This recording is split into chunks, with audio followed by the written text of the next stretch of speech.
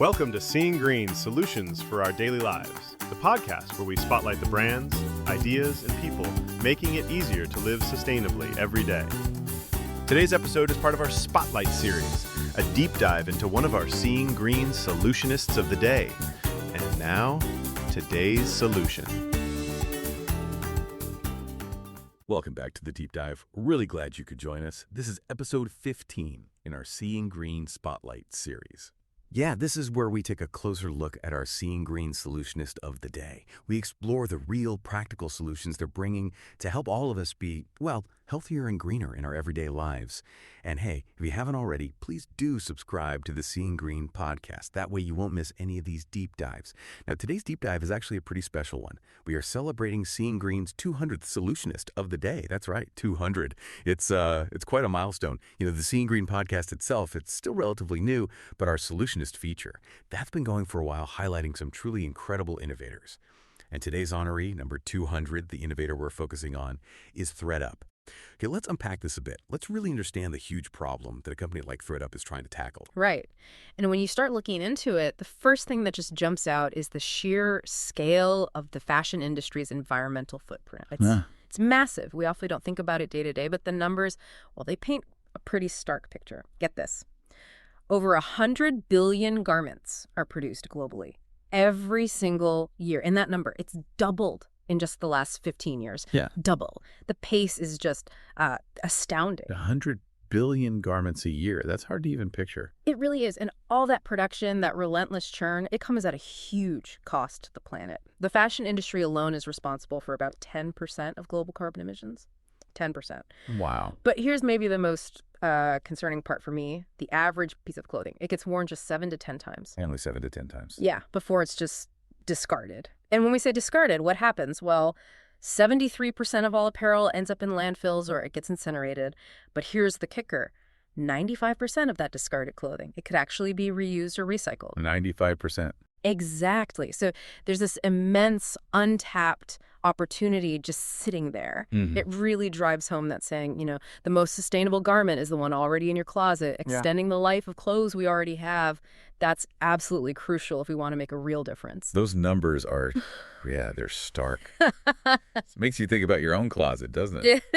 I know I've got things I've worn maybe 5 times. It really hammers home the scale of the problem. So, okay, given those numbers, where are the leverage points? What kinds of solutions are actually starting to emerge to tackle this mountain of clothing waste? That's the key question, right? And, you know, secondhand clothing itself isn't new. We've always had thrift stores, hand-me-downs, clothing swaps. That's been around forever, basically. For sure. My cousins and I swap clothes all the time growing up. Exactly. But what's truly revolutionary, what's different now, is this tech-powered re-commerce movement. You have these online platforms that have just completely changed the game. They've made buying and selling secondhand so much easier, much safer, and honestly way more stylish. And they're doing it at a scale we've just never seen before. So it's taking an old idea and just supercharging it with technology. Precisely. And the market data, it totally backs this up. This isn't just some small niche trend.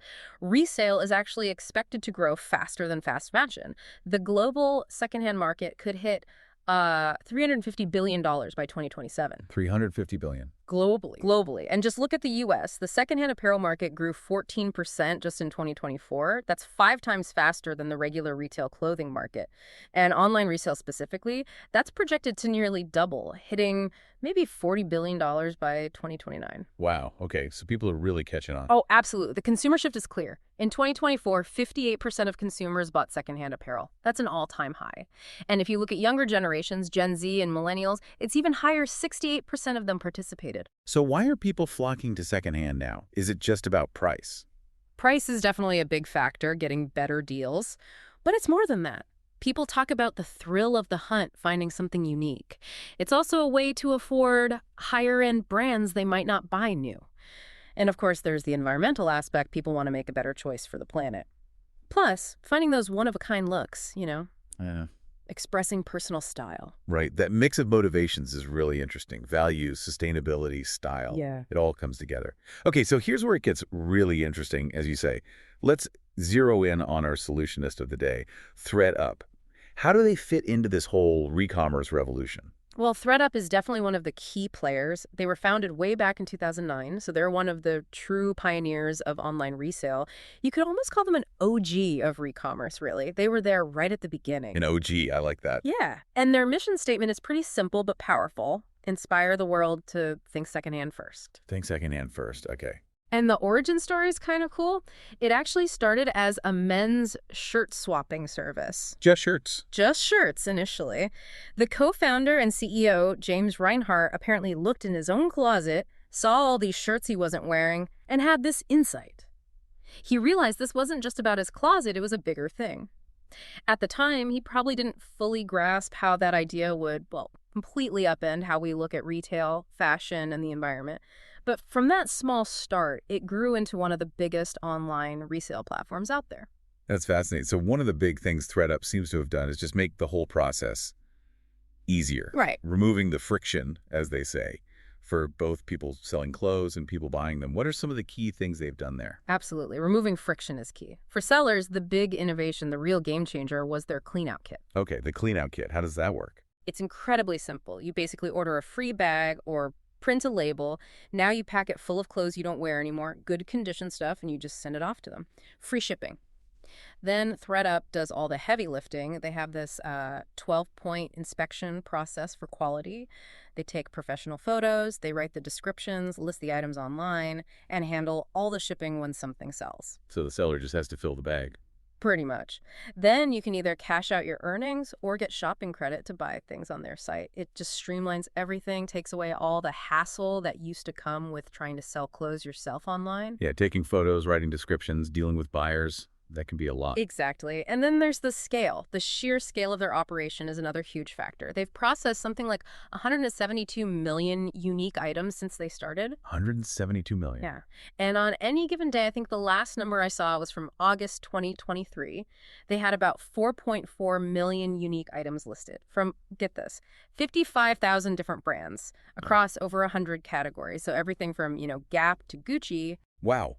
So for buyers, that means an incredible selection. And you mentioned the prices earlier. Right. For buyers, the big draw is access to all these brands, including premium and luxury ones, often at huge discounts, sometimes up to 90% off what they might have cost new. 90% off. That's significant.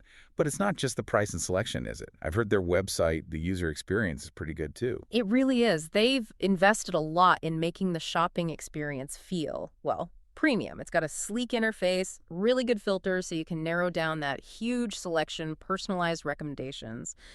And they're really leaning into AI now. They call it an AI-first mentality. AI. How are they using AI in secondhand fashion? Things like visual search. You see something you like somewhere else. You can use a picture to find similar items on ThredUp. They use AI to generate images of clothes on different model types, which is pretty cool. And they have something called Style Chat, like a chatbot stylist. Yeah. It all helps make that massive catalog feel less overwhelming, more like your own personal boutique. Like a personal shopper, but for secondhand. Sort of, yeah. It makes discovery much easier. Okay, so they built this huge marketplace, made it easy to use, but I understand they're doing more than just their own site now, something called resale as a service. Yes, exactly. This is a really important evolution for them. ThredUp isn't just a marketplace. They've become the engine behind the resale programs for lots of other major brands. So they offer this resale as a service, REAS for short. REAS, okay. So which brands are using this? Ooh, quite a few big names. Think Gap, Madewell, Reformation, Athleta, American Eagle, Fabletics, Decrew.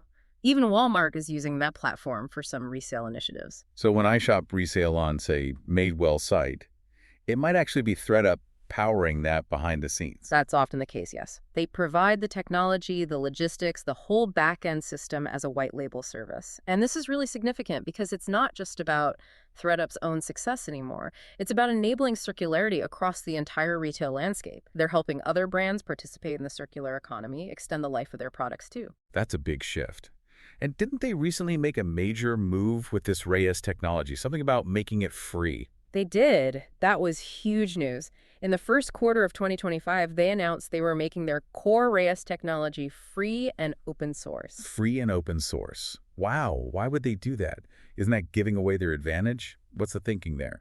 It's definitely a bold move. The CEO, James Reinhart, mentioned concerns that the resale market was maybe starting to fragment, developing in ways that were actually counterproductive to building scalable circularity business models. Meaning too many different systems maybe not talking to each other. Potentially, yeah. Or maybe proprietary systems that locked brands in, making it harder to scale efficiently. So by making their tech open source, they're aiming to create almost like a universal standard, a universal re-commerce layer, maybe similar to how Amazon Web Services works for cloud computing or Shopify for e-commerce. Building the foundational plumbing for the whole industry. Exactly. And strategically, it helps retailers. Reinhart pointed out it lets retailers unlock domestic supply streams, meaning tap into used clothing already here in the U.S. and potentially bypass global supply chain issues and tariffs on new goods. Ah, the tariff angle. That's smart. Yeah, and this new REAS 2.0, as they call it, includes more than just the core tech. They're offering access to cleaning and repair partners, marketing help, connections to partners who can handle items that can't be resold, integrating those AI search tools, even solutions for dealing with brand overstock and returns. So it's a whole ecosystem they're trying to foster. It sounds like they see themselves not just as a retailer, but as an industry leader. Absolutely. And another way they demonstrate that leadership is through their annual Resale Report. Right. I've seen that cited quite a bit. It's been running for a while now. 13 years now. And it's become one of the most trusted, most cited, and honestly most accessible sources of information on the entire secondhand market. Investors use it, journalists rely on it, brands study it, sustainability leaders track the trends through it. It's incredibly influential. What kind of insights do they share in the report? All sorts of things. Consumer motivations, why people shop secondhand, big generational shifts in attitudes and behaviors, the growing impact of AI, like we talked about, social commerce trends, and crucially, they connect it to the climate impact, quantifying the benefits of resale. They also bring in that wider macroeconomic picture we touched on. Like the tariffs and supply chains. Exactly. Their recent reports highlighted that, 80% of retail execs expect new tariff and trade policies to disrupt their global supply chains.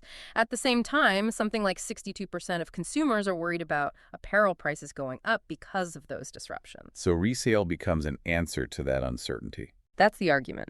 Resale offers a more stable domestic source of clothing. Over half, 54% of retail executives agree with that. It's largely immune to international tariffs, and it actually benefits from recent moves like closing the de minimis loophole. The de minimis loophole. Remind me what that was. It basically allowed very cheap, low-value packages, often fast fashion items from overseas, to enter the U.S. without facing tariffs or sometimes much inspection. Closing that loophole kind of levels the playing field. It makes domestically sourced clothing, including secondhand, even more economically attractive compared to cheap new imports. So resale isn't just sustainable, it's becoming strategically smart for consumers and businesses. Okay, so bringing this all together, what does this really mean for you listening right now? It sounds like re-commerce, powered by companies like ThredUp, isn't just some fleeting trend. It's a really accessible, genuinely stylish, affordable, and impactful way for all of us to live more sustainably. We often talk about greening different parts of our lives. This is about how you can green your closet. And it's not just about maybe shopping less overall, though that helps too, but about shopping smarter. Making that conscious choice to, as ThredUp says, think secondhand first. It feels like a relatively simple shift we can make, but one with potentially big ripple effects. It really does. And the impact, as we said, it's quantifiable. Choosing a secondhand garment instead of buying a new one reduces the associated CO2 emissions by an average of 25%. That's the carbon dioxide equivalent, accounting for various greenhouse gases. And ThredUp's own tracking, they estimate they've helped avoid 666 million pounds of CO2e already. That's substantial. 666 million pounds. Wow. Yeah. So whether you're already a dedicated thrifter or maybe you're just starting to think about sustainable fashion, platforms like ThredUp really act as a great gateway. They make it super easy to dip your toe in, to participate in the circular economy, find great stuff, and reduce waste without really sacrificing style or convenience. So the final thought for you today might be this. With technology like AI making secondhand feel almost as seamless as buying new, and with affordability and sustainability clearly not being opposing forces anymore thanks to resale, how will you empower your own closet? How will you make it part of this really powerful, scalable, positive movement? To learn more about ThredUp, you can visit them at thredup.com. Interested in finding more brands and innovators dedicated to creating a greener, more sustainable world? Well, subscribe to the Seeing Green podcast. Then visit the Seeing Green website to see more trailblazers making significant strides in promoting eco-friendly living through innovative products, solutions, and practices. You can find that online at www.seeinggreen.eco. And definitely follow us at Seeing Green Eco across all of the social media channels so you don't miss the latest updates. Thank you so much for joining us for this deep dive in the Seeing Green Spotlight series.